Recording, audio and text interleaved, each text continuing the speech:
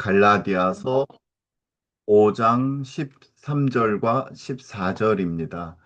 우리 마이크 우리 끈 거 푸시고 한 목소리로 우리 같이 봉독하도록 하겠습니다. 시작. 형제들아, 형제들아, 우리가 저희가 자유를 위하여 입었으나 죄를 입었으나 그러나 그러나 그러나 그 그 그 자유로 자유로 자유로 육체의 육체의 죄를 육체의 삼지 죄를 죄를 말고 삼지 삼지 말고 말고 오직 오직 오직 사랑으로 사랑으로 사랑으로 서로 서로 서로 동력을 동거릇하라. 동거릇하라.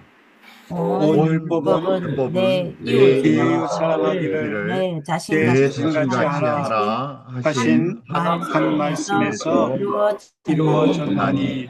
아멘. 아멘. 아멘. 예. 오늘은 역시 제가 계속 이어서 대한민국 사회교과서 개인주의와 시장경제라고 쓰여진 부분을 저희가 중심으로 해서 몇 가지 말씀을 더 드리겠습니다. 특별히 저는 성경적 개인주의와 시장경제는 어떤 것인가에 대해서 공부하면서 더 보충을 했고, 오늘은 특별히 경제가 있기 때문에 오늘 시사와 더불어서 우리 지금 현재 노란봉투법이라고 하는 것이 어떻게 성경적인 원리, 그 다음에 순수한 시장 경제에서도 얼마나 어긋나고 있는 법인지에 대해서 같이 좀 나누어 보도록 하겠습니다. 특별히 이제 9월 5일이죠. 9월 달에 저희가 꼭 기억해야 될 그 일들이 있습니다. 이제 다가오는 9월 15일은 인천 상륙작전 전승 기념일입니다. 75년 전에 이 인천 상륙작전이 승리하지 않았더라면 오늘 저희가 함께 이렇게 예배 드릴 수 없습니다. 우리가 잘 알고 있는 우리 메가더 장군, 메카터 원수가 여기서 지금 함정에서 앉아가지고 지금 인천을 바라보고 있는 아주 유명한 사진이죠. 또 한 가지 유명한 사진이 있습니다. 상륙정에서 내리자마자 저희 인민군들, 북괴군들이 설치해 놓은 그 여러 가지 방어선을 뚫고 힘차게 전진하는 이 사진입니다. 미 해병 1사단의 이분이 여기 앞에 있는 이분이 발도메르 로페스 중위입니다. 이 25살밖에 안 된 아주 제 눈으로 봤을 때 예쁘게 생긴 그런 청년이 지금 우리의 자유를 위해서 튀어나가고 있습니다. 근데 안타깝게도 단 몇 분이 안 돼가지고 이 인민군들의 기관총 이 포 사격을 받고 오른손이 다 맞게 되는데 이때 하필 수류탄을 던지려고 안전핀을 이렇게 뽑았다가 피격되는 바람에 수류탄을 놓치게 됩니다. 놓치게 돼서 수류탄이 바로 동료들과 자기들 사이에 놓여지게 되죠. 그때 이 로페즈 중위는 자기의 몸을 덮쳐가지고 산화하고 동료들을 모두 구하는 그런 일이 있었습니다. 우리의 자유는 이렇게 예쁘게 생기고 멋있게 생긴 젊은 피들이 모여서 우리가 오늘 이 자리에 있는 것입니다. 그리고 28일 서울 수복이 있었습니다. 즉 인천 상륙 후에 단 13일이 지나가지고 서울을 수복하게 되고 전기를 완전히 바꾸게 되는 일이 있었습니다. 바로 이런 서울 수복일이 있었는데 이때 그 당시 서울에서 시가전에 참여하는 미 해병대의 실제 사진입니다. 이때도 사실은 쉽게 차지했던 것이 아닙니다. 물론 적들은 허를 찔렸지만 그럼에도 불구하고 강력하게 2만에서 3만 명의 병력을 동원해 가지고 끝까지 시가전을 벌이려고 하였고 또 그렇게 하였습니다. 그때 우리나라에 윌리엄 해밀턴 쇼라는 이 장교가 들어왔습니다. 바로 이렇게 생긴 28살짜리 아주 그 잘생긴 청년입니다. 아기 아빠이기도 했습니다. 근데 윌리엄 해밀턴 쇼는 1922년에 태어난 분인데 평양에서 아버지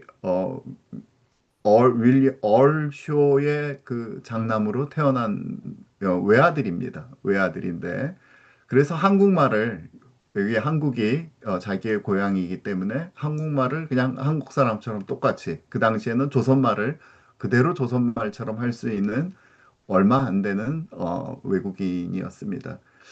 젊은 그거보다 이게 28살 이전에 이미 그 당시 이제 45년이 되어서 우리나라가 일본에서 해방되었을 때 처음 조선 해안 경비대의 교관으로 영어와 또 여러 가지 군사 기술을 가리키기도 했다가 2차 세계대전에 참전해서 더 이상 병역의 의무가 없었는데도 불구하고 한국에서 전쟁이 났었을 때 부모님에게 저기 편지를 합니다. 이렇게 나의 고국이 전쟁의 위험 가운데 들어가 있을 때 내가 나중에 평안히 이 선교사로서 부임하는 것은 옳지 않다. 그러니까 한국에 대해서 아버지처럼 선교사로 있기를 원했던 거죠. 그래서 특별히 이 성경을 읽다가 친구를 위하여 목숨을 버리면 그거보다 더 큰 사랑이 없느니라라는 말씀에 이끌려서 부모님께 그렇게 말씀을 드리고 참전을 합니다. 그래서 이 인천 상륙 작전에서 사람들을 인도하면서 와서 녹번리 전투 중에 사망을 하게 됩니다. 이 당시 아까 말씀드렸듯이 그의 나이 28살이었고 하버드 대학에서 철학 박사 과정 중이었습니다. 너무 안타깝죠. 그래서 그 아버지가 다시 한국으로 오게 되고 그의 아내도 오게 되고 현재 대전에 있는 모건대학교 신학교를 세우게 되고 그 아버지와 그 남은 그 아내가 역시 또 한국에서 평생을 바치고 나중에는 그 남았던 아주 어린 아기들이 커서 또 한국에서 자신들의 삶을 바치는 그런 놀라운 이 3대에 걸친 삶을 살게 되는 윌리엄 해밀턴 쇼입니다. 이분들에 의해서 오늘 우리가 있는 것입니다. 그 다음 또 이제 한 분 잊지 말아야 될 것은 우리 이 당시에 이 서울 수복대 이 태극기를 올리는 이 광경입니다. 이거는 박정모 소위에 의해서 그렇게 되었다라고 생각했는데 이 서울 수복이 있었기 때문에 6.25에 반전이 있었고 전 국민이 이제 우리가 부산 끄트머리만 조금 남았었지만 전쟁이 할 수 있을 것이다라고 희망을 갖고 모든 일거에 이 몰리던 것이 수세에서 공세로 반전되는 놀라운 일이었습니다. 근데 특별히 이때 이분은 우리나라 한국군 해병대 제2대대 소속이었고 이 중앙청 쪽은 사실 미 해병대 어, 5대대 쪽의 소관이었습니다. 그래서 이쪽으로 접근하면 안 되고 이분은 수색 쪽으로 갔어야 되는데 이 서울이 이제 거의 탈환하게 되니까 이 박정모 소위가 어떻게 외국 군대에 의해서 우리나라에 태극기를 올리냐. 우리가 올려야 된다. 그래가지고 새벽에 숨어 들어가가지고 아주 치열하게 전투하는 과정 중에 실제로 요 자리가 아니라 지금 위에 보이는 지금은 헐어져서 없죠. 이 건물이 중앙청의 맨 꼭대기에 나무를 세우고 이 꼭대기 위에다가 태극기를 올리는 그런 어, 이 용감한 일을 행하게 됩니다. 사실은 군법회의에 회부될 수도 있었던 일이었지만 이 모든 것을 이 한국군 사령관들과 또 미군 사령관들이 이해를 하고 상을 줬다라는 후담을 들었습니다. 예, 이 당시에 이 서울 수복 행진을 하고 있는 사진입니다. 예, 이분들이 있었기에 다시 말씀드리지만 오늘이 있는 것입니다. 예, 오늘 제가 이제 드리려고 하는 말씀은 이 아까 그 책의 슬기로운 사회생활 중에 오늘 한 챕터입니다. 특별히 오늘 이 교과서를 나가기 이전에 저희가 질문을 좀 스스로에게 해봐야 되겠습니다. 우리의 신앙과 신뢰도는 얼마나 지금 연관이 되는가? 즉, 우리가 믿음이 좋다고 하는데, 우리가 믿음이 좋은 크리스천들이 많고, 교회들이 많은데, 그렇다면 그 믿음이 좋은 사람들에 의해서 생기는 신뢰와 신용은 어느 정도 되는가를 우리가 먼저 좀 생각을 해봤으면 좋겠습니다. 예수님을 믿는 내 믿음은 나의 신뢰도와 연결이 돼 있는가? 나는 예수님을 믿는다 하는데, 내가 예수님을 믿는다는 사실 때문에 사람들이 나를 더 신뢰해주고 있는가? 두 번째 질문은 예수님을 믿는 믿음은 개인 상호간 서로 믿는, 즉, 신뢰의 공동체를 형성하였는가? 한국 사회에. 즉, 신뢰 사회를 우리 믿음이 있는 사람들로 인해서 신뢰 사회가 조금 더 형성이 됐는가? 따라서 기독교인이 20%에서 25% 된다고 하는 한국은 신뢰 국가를 구축하였는가? 신뢰 사회를 구축하였는가? 오늘 경제의 문제이기 때문에 이런 질문을 먼저 드리고자 합니다. 다시 한번 지난 몇 주에 걸쳤던 것을 간단하게 복습하겠습니다. 성경적 개인주의다. 우리가 개인주의 하면 이것은 철저히 자기 중심적이고 공동체를 무시하는 이기주의가 아니다라고 말씀드렸습니다. 개인주의라는 것은 내가 나의 개인이 하나님 앞에서 자율성을 가지고 책임을 지는 사람이다. 하나님 앞에서 독립성과 공동체적 연대를 동시에 추구하는 사람이다. 그렇게 말씀드렸습니다. 즉, 이 하나님의 형상을 가진 인간의 존엄성, 그리고 하나님의 그 오소리티, 권리, 권한, 그런 것을 가진 자유를 강조하면서도 그 자유가 하나님과 공동체 안에서의 책임과 연결이 된 것이 개인주의, 성경적 개인주의다 말씀드렸습니다. 빌립보서 2장 4절과 5절은 이렇게 얘기합니다. 또한 여러분은 자기 일만 돌보지 말고 서로 다른 사람의 일도 돌보아 주십시오. 자기 일은 자기가 돌보고 남의 일은 내치라 그것이 아니라 다른 사람의 일도 돌보아 주십시오. 여러분 안에 이 마음을 품으십시오. 그것은 곧 그리스도 예수의 마음이기도 합니다. 우리 주 예수님께서 바로 이렇게 사셨죠. 다른 사람의 일을 돌보아 주셨고 다른 사람의 모든 어려움을 긍휼하게 생각하셨습니다. 개인주의와 시장 경제, 개인주의는 어떻게 발달했는가?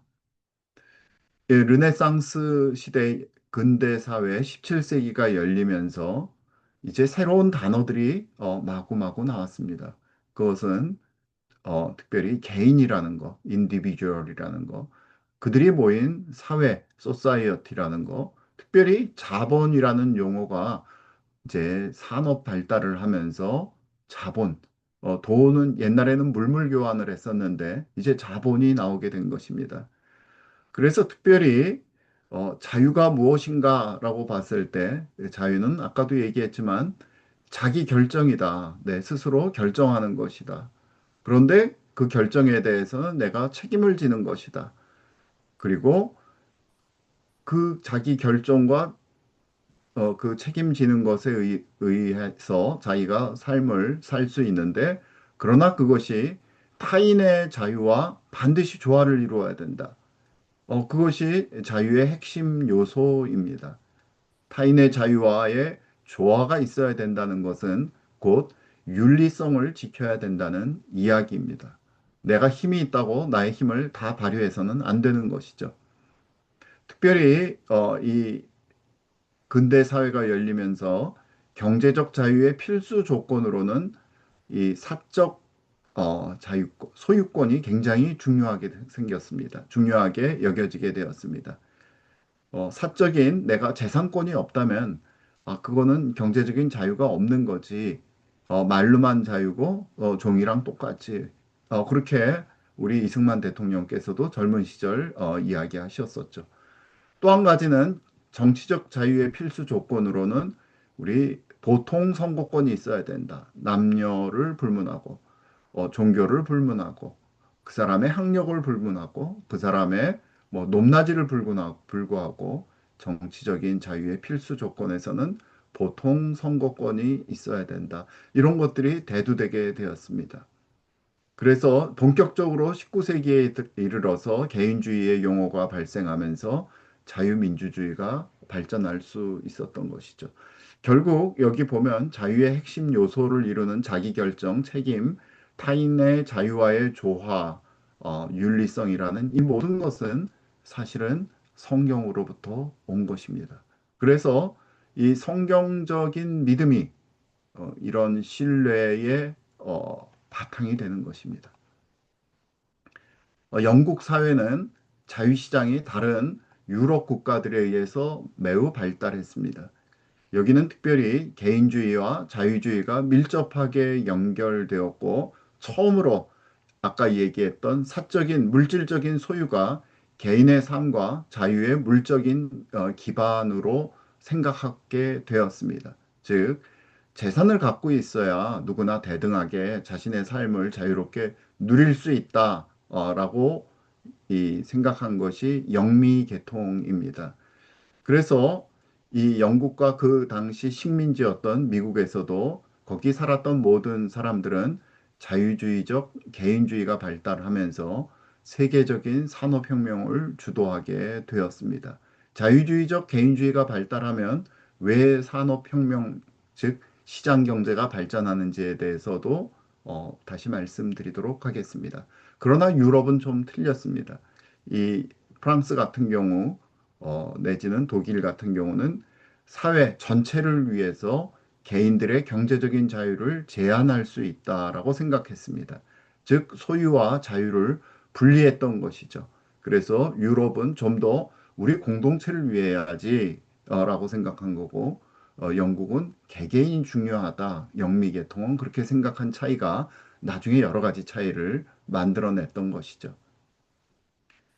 자유주의적 개인주의, 리버럴 인디비듀얼리즘이 어떤 것인가 보자면 바로 이런 자유주의적 개인주의는 개인이 그 국가의 통제보다 우선시하는 것이다. 그렇게 설명하고 있습니다. 즉 개인의 자율성과 권리, 자유를 국가보다 위에 놓는 것입니다. 즉 핵심 개념으로서 우리 한 사람 한 사람 개개인들은 도덕과 정치의 기본 단위가 됩니다. 그래서 개인은 태어남으로부터 우리 생명권과 자유권과 재산권을 가지고 있으며 이는 국가나 사회보다 먼저 존재하는 것이다. 그런 개념이죠. 그래서 그렇다면 사회나 정부는 무엇을 하는 것인가? 이 정부는 개인의 자유를 보호하는 것이지 집단의 목표를 강요하는 데가 아니다. 그렇게 이해하는 것이 이 자유주의적 개인주의입니다.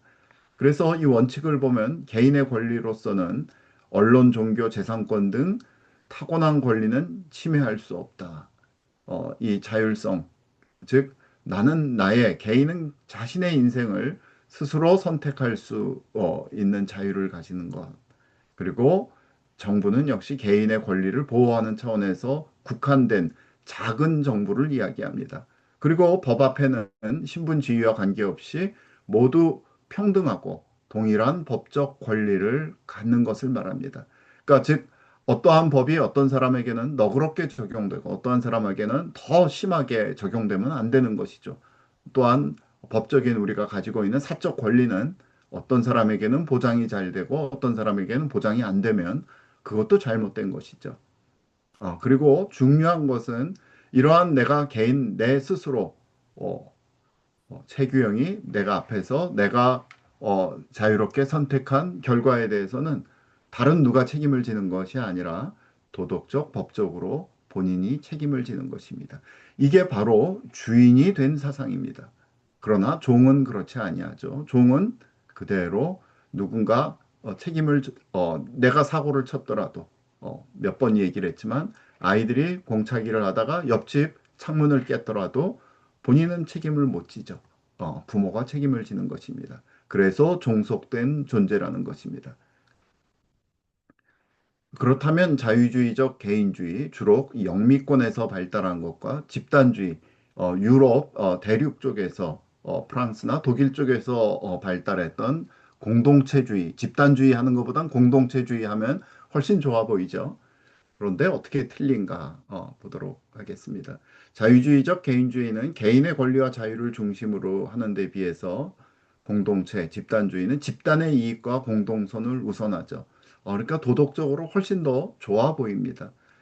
자유주의적 개인주의에서는 정부 역할이 최소화되는데 이 집단주의에서는 여러 가지 정부가 간섭해야 되므로 아주 큰 정부가 되고 정부가 적극적으로 사회 목표를 설정하고 추진하게 됩니다.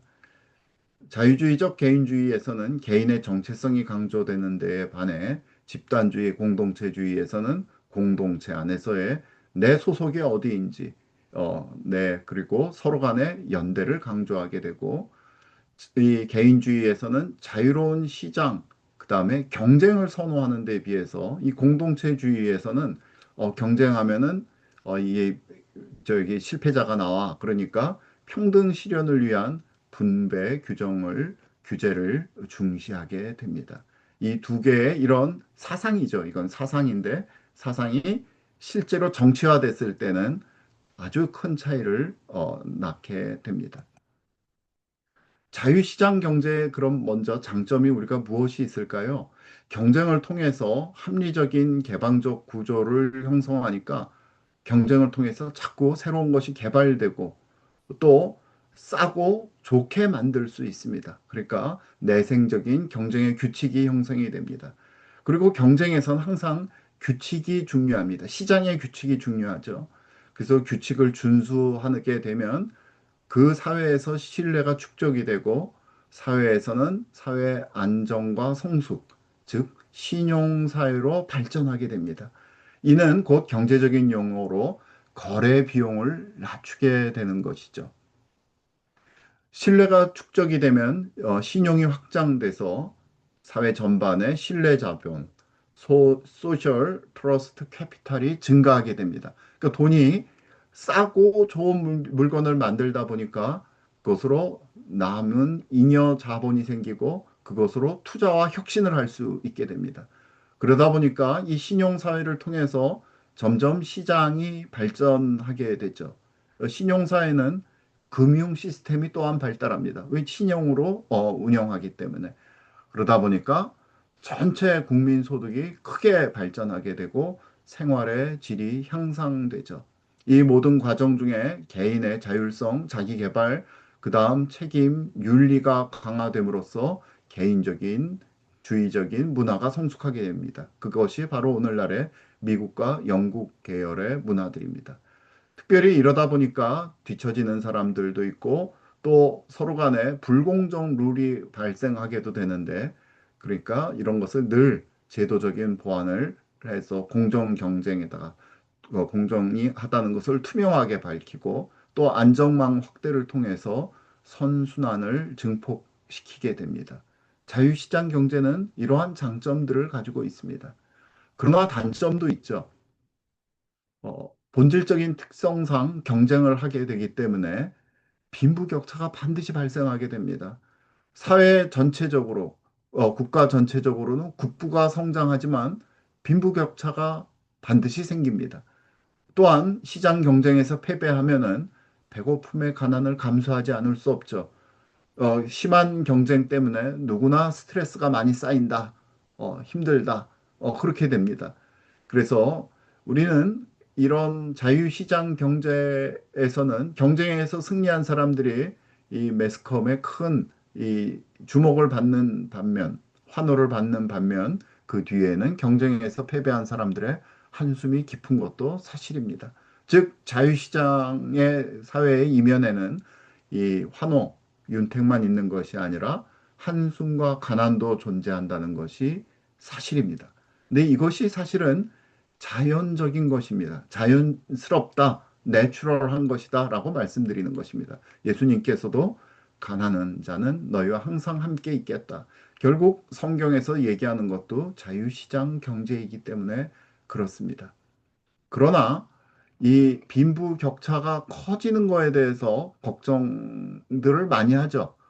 주로 진보 사회학자들은 그러면 뭐예요? 빈부격차가 심해지는데 그렇지만 이 빈부격차가 없는 나라들을 보면 대부분 가난하게 평등한 것을 알 수 있고 전체 국가의 부가 성장하기 때문에 부자는 큰 부자지만 사실은 어려운 사람도 이 사회주의 국가에서의 이 전체 이 국부 아니면 이 개인들이 가지고 있는 재산은 늘어나 있는 것, 즉 먹는 것 때문에 고민하는 데는 별로 없다는 것입니다. 자, 그렇다면 우리 사회주의를 외치는 분들이 주로 비판하는 것처럼 자유시장 경제, 자본주의는 무한 경쟁 빈부격차의 지옥인가? 경쟁은 빈부격차를 심화하지 않는가? 맞죠? 그렇지만 아까 말씀드렸듯이 제도적인 룰과 공정성과 안정망, 기회의 평등이 결합될 때 성장 파이 자체가 확대가 됩니다. 전체가 크게 확대가 되는 거죠. 가지고 있는 조그만 이 파이가 점점 작아지거나 일정하게 있는 것이 아니라 늘어나는 것이죠.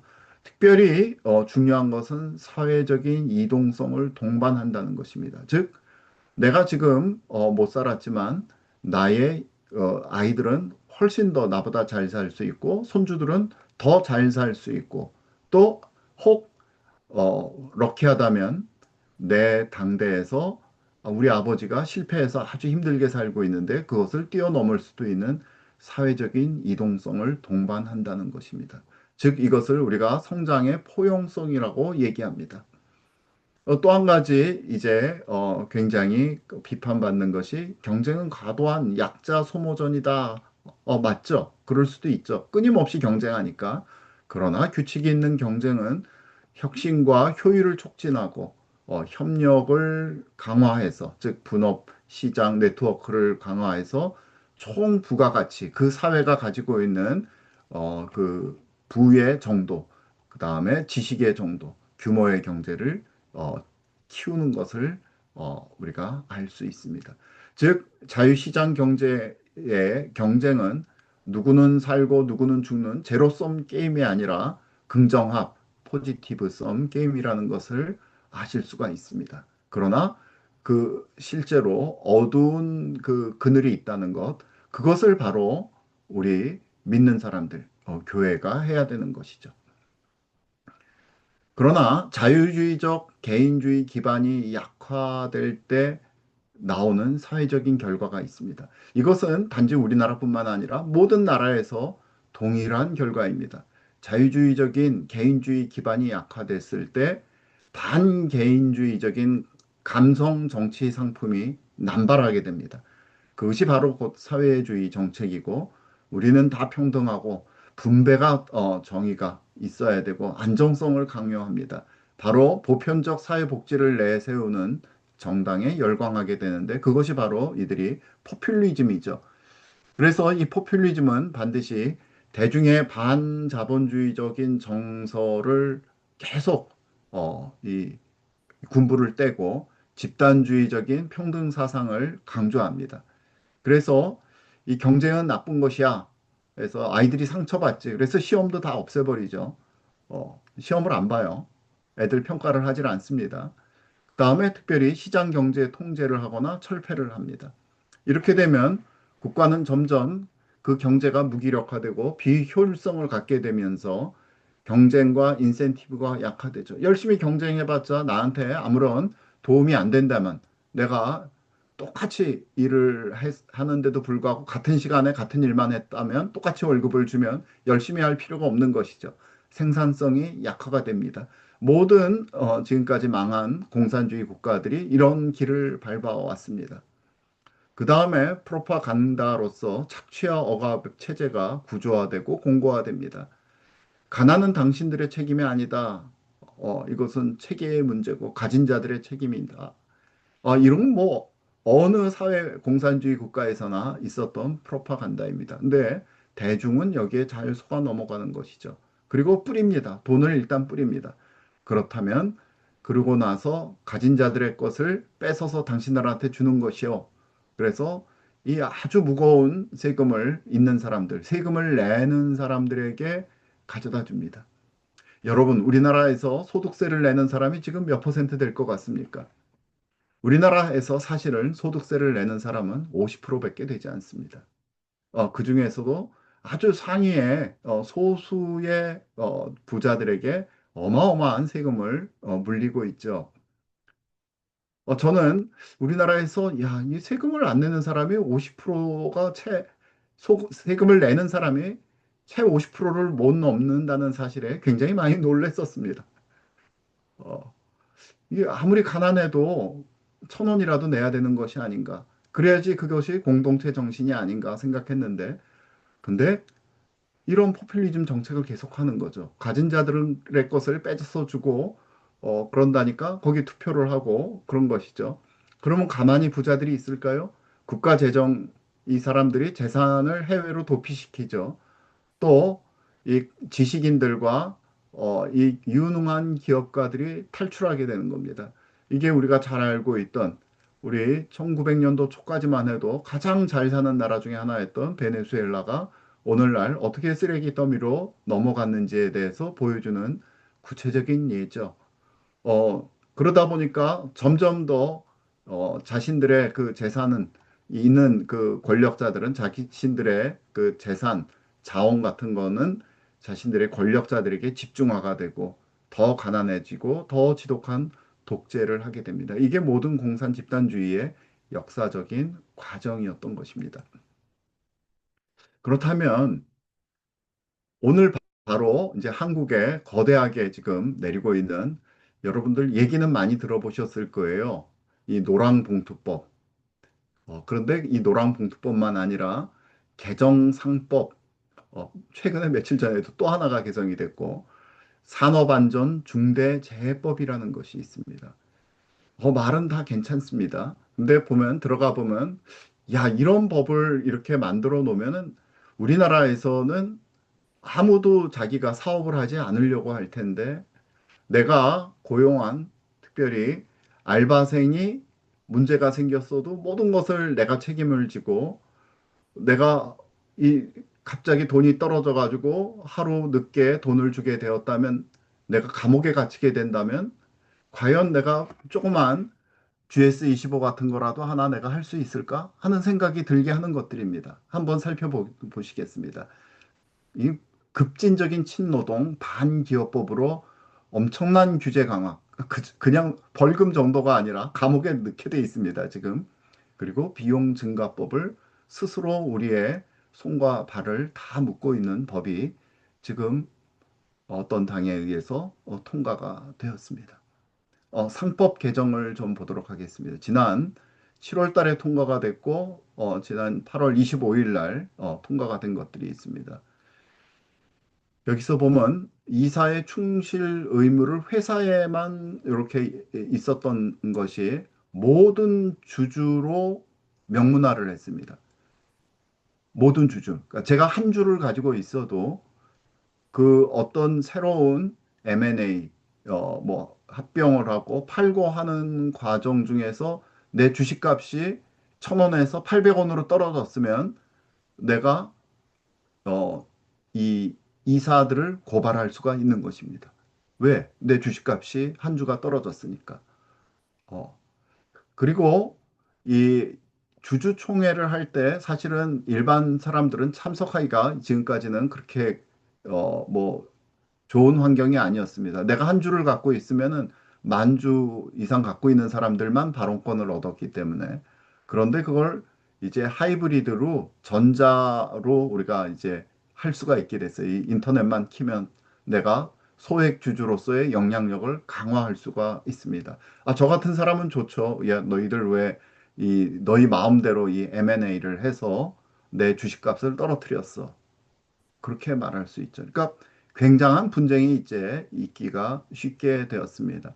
감사위원 선임과 해임 시 3% 의결권 합산 제한을 확대해서 이것을 가지고 지배주주 영향력을 약화했습니다. 지금 말이 어려운데 뒤에 계속 나오니까 그냥 넘어가 보십시오. 사회이사를 없애고 독립이사로 정비했는데 그 독립이사를 의 비율을 전체 이사의 4분의 1에서 3분의 1 이상으로 상향함으로써 이 모든 것은 소액 주주의 영향력을 강화하고 이 실제 기업가들의 결정을 어렵게 하는 이 법이 이 상법이 개정이 이렇게 된 것입니다. 특별히 노랑봉투법 얘기가 계속 나오는데 이것은 노동법의 일부가 이제 새롭게 개편이 된 것입니다. 그래서 이 가장 지금 말이 되는 것이 이 원청, 내가 A라는 이 자동차 회사면은 자동차 회사는 부품을 공급하는 A, B, C라는 그 회사들과의 계약을 맺고 있는데 그게 당사자 간의 계약이죠. 근데 이 사용자가 어디까지 갔냐면 나한테 계약을 맺은 A, B, C와 계약을 맺은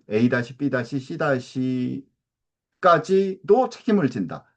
그런데 그런 게 아니라 또 그 A-B-C-가 A-B 두 번 다시 C 세 번 다시 어 거기까지 책임을 진다. 그러니까 원청과 하청 업체의 하청의 하청 그거를 우리가 1차 밴드, 2차 밴드, 3차 밴드, 4차 밴드 그렇게 얘기합니다.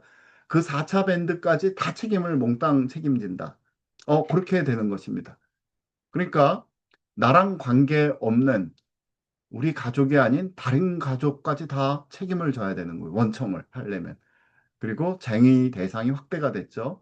그리고 노조쟁의 손해배상 제한이 강화가 됐습니다. 그냥 노조 활동을 하면 되는데 자기가 근무하던 회사에 기물과 물건과 기계를 때려 부십니다. 그러면 옛날에는 그 노조에 대해서 손해배상을 할 수가 있었어요. 기업이. 그런데 그걸 할 수가 없게 됐습니다. 그러니까 노조 자격도 완화가 되어가지고 나랑 이 계약 관계를 맺지 않은 저 3차 밴드, 4차 밴드까지도 내겨와서 요구를 할 수가 있습니다. 똑같이 당신의 1차 밴드와 똑같이 나를 대해 주세요.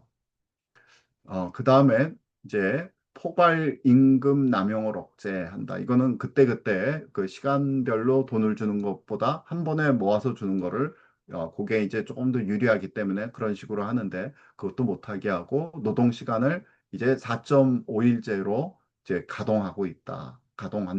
그것입니다. 그러니까 이제 노동 시간이 확 줄어드는 것이죠. 그 다음에 동일가치 노동, 동일 임금. 똑같이 일을 하면은 내가 A라는 기계를 조립하면 어떤 사람은 10개를 조립하고 어떤 사람은 20개를 조립하지만 이 내용에 의하면 똑같은 돈을 받을 수밖에 없습니다. 그 다음에 이제 정년을 65세로 다 연장을 했죠. 산업안전보건법, 중대재해처벌법이 이제 2024년 1월 27일부터 5인 이상 사업장까지 전면 확대가 됐습니다. 그래서 아까 얘기했듯이 우리 알바생에게 뭔가 잘못되었을 때 형사처벌을 구체화하게 됩니다.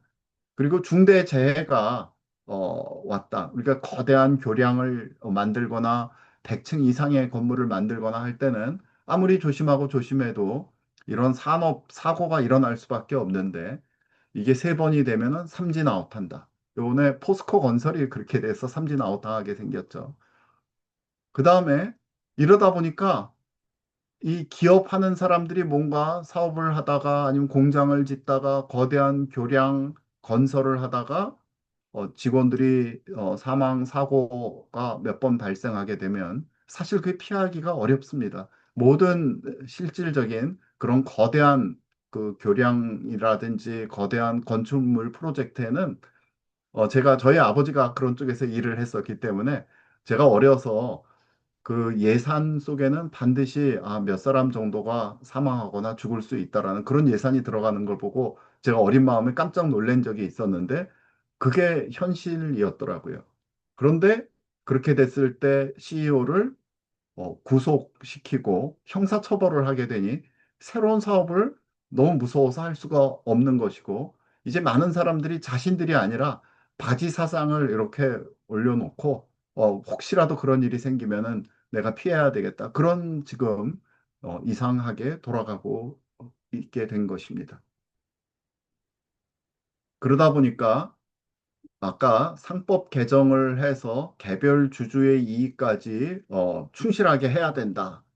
어, 그리고 대표를 소송하는 것을 요건을 아주 완화하니까 경영 리스크가 급격하게 증가하게 되고 그 다음에 이 뭐 전자주총을 하고 감사위원 등 분리 선출을 하는데 더 많이 선출하고 그러다 보니까 이 의사 결정 구조가 매우 복잡하고 힘들게 됩니다. 그러니까 뭐가 뭔가를 하나 산으로 자꾸 가는 거죠. 바다로 가야 되는데 배가 노란봉투법이 강화함으로써 하청 노조와의 분쟁 가능성이 뭐 증가하고 이미 지금 많은 데서 이미 이게 시작이 되었습니다. 그리고 모두 다 정규직 수준으로 비정규직을 처우해달라 그러다 보니까 시장이 딱딱해지는 거죠. 그리고 인건비 부담이 가중되고 글로벌 기업들이 코리아 리스크로 탈출하겠다라고 선언을 했습니다.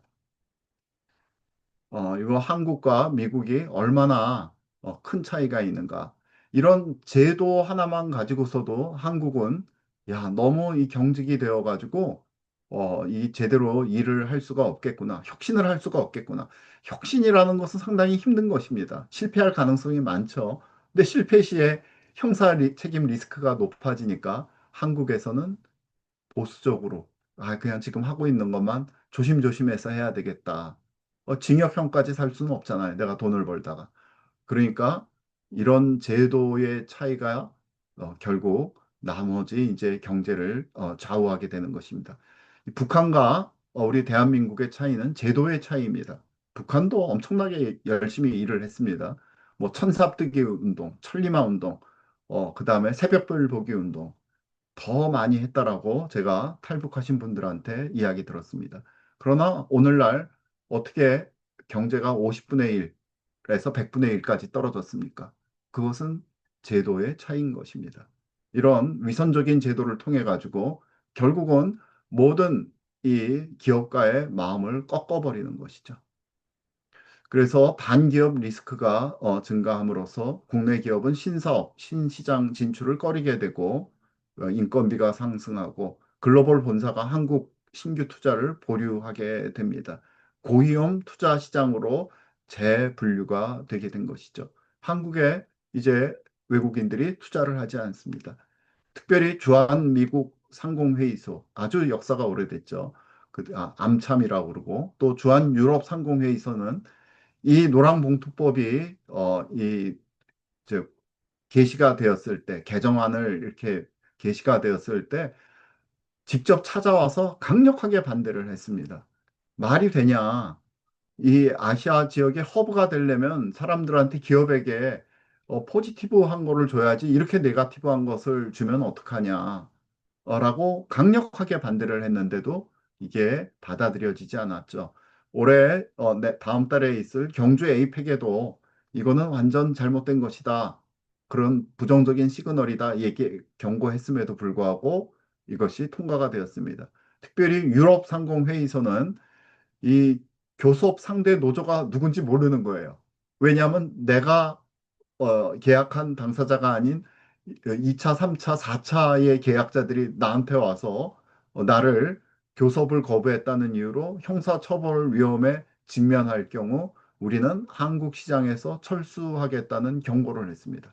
그럼에도 불구하고 이런 정신 나간 법들을 지금 친노동 정책이라는 이름으로 우리가 정의라는 정책으로 이렇게 한 것입니다. 그러니까 돈 있는 사람들은 악하다. 이들은 가둬야 된다. 이들은 힘으로 눌러야 된다라는 생각을 갖지 않으면 이런 법을 만들 수가 없는 것이죠. 그래서 이 근현대 계약의 원리와 노랑봉투법을 보면은 계약의 자유를 완전히 없애버렸습니다. 그리고 계약 당사자의 원칙도 원래 당사자간만의 효력이 있는 것입니다. 나와 주 하나님, 나와 내 이웃과의 그렇게 계약을 맺은 사람 간의 효력이 제한되는 것인데 원청 하청 간의 경계가 흐려짐으로 인해서 이런 근대 사회의 가장 중요한 원칙인 계약 당사자 원칙을 잊어버리고 말았습니다. 그 다음에 책임주의가 이게 자기 재산을, 자기 그 회사를 다 때려 부셔도 손해배상 청구를 완전히 없애버려서, 제한 정도가 아니라 거의 없애버려서 피해 보전을 피하기가 어렵습니다. 보전을 하기가 어려워요. 그리고 계약의 안정성의 이 측면에서도 이 신뢰가 있어야 되는데, 이 노란봉투법 개정 이후 이 노조 활동이 자신들의 임금이라든지 근로 조건에 대해서 지금까지 노조 활동을 했다면, 지금 플러스 돼서 경영상의 결정, 이 회사가 다른 회사를 합병하겠다, 팔겠다, 아니면 해외에 투자를 하겠다, 이 모든 것을 다 노조가 이제 범위를 확대해서 이것도 노조의 권리에 들어가게 됩니다. 그러니까 사실은 경영권을 잊어버린 것이죠. 기업가가. 기업 경영의 불확실성이 증가하고 말았습니다. 한국에서 경영을 하고 싶지 않은 거죠. 성경적 계약 원리와 인간의 책임을 보면 이 커버넌트, 계약, 언약은 신실한 약속을 전제로 합니다. 그래서 성경적인 이 언약의 원리는 이 계약을 맺었으면 약속을 지켜야 되고, 그렇게 자신의 행위에 따른 책임을 져야 한다는 것입니다. 주님께 서원하였거든 갚기를 더디게 하지 말고, 또 품꾼의 싹을 주기로 하였으면 아침까지 내게 두지 말아야 됩니다. 이것이 신실성의 원칙입니다. 즉 성경적 계약에는 자유가 있습니다. 두 관계자 사이에 스스로 약속할 책임이 있고 책임을 져야 합니다. 그리고 잘못했을 때 합당한 대가를 치르는 공의를 갖는 것이 성경적 정의입니다. 즉 계약에는 자유와 책임과 자율성과 책임과 정의가 아주 중요한 것이죠. 이거를 모두 없애버린 것입니다. 그래서 이 노란봉투법은 책임 회피를 구조화해서 성경의 책임 원리를 위반했습니다. 위반했습니다. 광범위하게 노동자에게 손해배상 책임을 면제하고 불법 점거, 설비 파손 등으로 기업에 수십억 원의 피해를 줘도 법적 책임을 이제 지지 않게 된 것이죠. 계약 질서를 파괴하였습니다. 이건 언약 정신의 위반입니다. 계약 당사자 원칙 말씀드렸죠. 그러나 원청, 하청, 하위업체 간 경계가 불분명해서 누가 나를 고발해도 나는 당할 수밖에 없습니다. 내가 단지 기업가라는 그 이유로. 정의를 훼손했습니다. 성경적 공의가 훼손됐습니다. 즉, 노랑봉투법은 노동자의 권리를 과도하게 확장시켰지만, 반면 기업과 타 이해 관계자의 동등한 권리를 완전히 침해한 법입니다. 이것은 성경이 말하는 의로운 재판 원칙에 위배됩니다. 레위기 19장 15절은 너희는 재판할 때 불의를 행하지 말며 가난한 자의 편에 들지 말고 세력 있는 자라고 두둔하지 말고 공의로 사람을 재판하라. 그렇게 말씀하고 있습니다. 특별히 이 노란봉투법은 노동권과 질서의 균형을 붕괴시켰습니다. 성경은 분명히 노동자의 권리를 지금 조금 전에 읽은 것처럼 권리를 보장하죠. 그러나 노란봉투법은 노동조합 활동을 사실상 무제한 보장하고 그들의 권리를 무제한 보장하되 그들의 책임은 전혀 지지 않게끔 만들어 놓은 것입니다. 이것은 서로 간에 이 사회 가운데에서 서로 하나님의 질서 가운데에서 공존해야 된다는 성경의 원리를 무시한 결과를 낳는 것입니다. 그렇기 때문에 아까도 잠시 말씀드렸지만 책임 약화가 되고 계약 경계가 혼란이 되고 사회적 갈등이 심화가 되고 마침내 생산성은 하락하고 산업 경쟁력은 약화되는 길로 나갈 수밖에 없는 것입니다. 그래서 자유는 책임과 함께 계약과 약속은 신실하게 엄수해야 되며 정의는 균형과 공정에 기반해야 되는 이 성경적 정신, 이 하나님의 명령과 이 계율이 없다면은 이 자본주의 시장 경제는 이러한 엉터리 법 같은 것에 의해서 붕괴할 수밖에 없는 것입니다. 포퓰리즘에 의해서 당하는 것이죠. 개인주의는 집단 자체에 반대하지 않습니다. 그러나 개인주의는 집단주의의 정치화를 반대합니다. 그것이 바로 전체주의이기 때문입니다. 이 전체주의에서는 개성을 가진 나는 없습니다. 단지 개성이 숨 쉴 수 없는 우리만이 존재하고 총천연색이 아닌 단색조만이 생각이 같은 군중만이 올바른 사람으로 평가를 받고 그렇지 않으면 극우로서 손가락질 받는 것이죠. 집단주의는 흔히 민족주의에 탈을 씁니다. 우리 것이 좋은 것이요. 뭐 그런 것이죠. 그래, 민족 사랑은 사실 자연스러운 감정입니다. 내가 한국인인 내가 한국 사람을 사랑하는 것, 한국 민족을 사랑하는 것을 자연스러운 것이나 그것이 타 민족에 대한 증오, 미움으로 불붙는다면 그것은 이 성경적 정신에 어긋나는 것이죠. 나치주의는 독일 민족주의에 전체주의가 결합한 것이고, 일본 군국주의는 일본 민족주의의 전체주의가 결합한 것입니다. 바로 우리 민족끼리라는 그것은 김일성 민족주의에다가 전체주의가 결합한 아주 이 세상에서 희한한 모습을 가진 집단이 된 것이죠. 그래서 우리는 항상 집단 그리고 우리가 공공이라고 얘기하는 거 전체주의에 우리가 어, 계속 신경을 쓰고 바라봐야 되는 것입니다. 그러나 한국에서는 사실 개인주의의 전통이 강하지 않습니다. 그래서 우리 엄마, 우리 아빠, 우리 하나님, 내 엄마, 내 아빠 그런 말 지금도 쓰기 어렵죠. 내 하나님 그것도 사실 쓰기 어렵습니다. 나보다는 우리로서의 정체성을 우리 언어 자체에서도 가지고 있는 그런 민족입니다. 특별히 60년대, 70년대 후진국형 농업사회에서 산업사회로 변화됐을 때 이 시장 경제에 많은 그늘들이 있었습니다. 그걸 우리가 모르는 것이 아니에요. 전통적인 집단 의식이 퇴조 후에 그러나 그것이 90년대에 들어와서 사회주의적인 집단 의식으로 발현했다는 것을 여러분 아셔야 됩니다.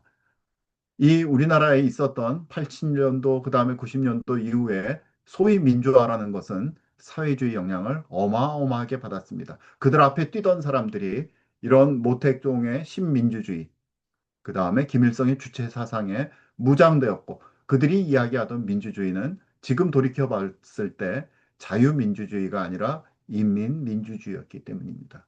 이들은 노동을 하면서 어, 몰래 취업을 해서 사람들을 깨우치게 하면서 계급 의식을 심었고 그들 스스로도 계급 의식 가운데 들어가서 모든 것은 계급 투쟁이라고 믿고 있습니다. 바로 제 세대가 그러합니다. 많은 사람들이 그렇습니다. 저희 세대에게 영향을 받은 4, 50대가 많은 분들이 그렇습니다.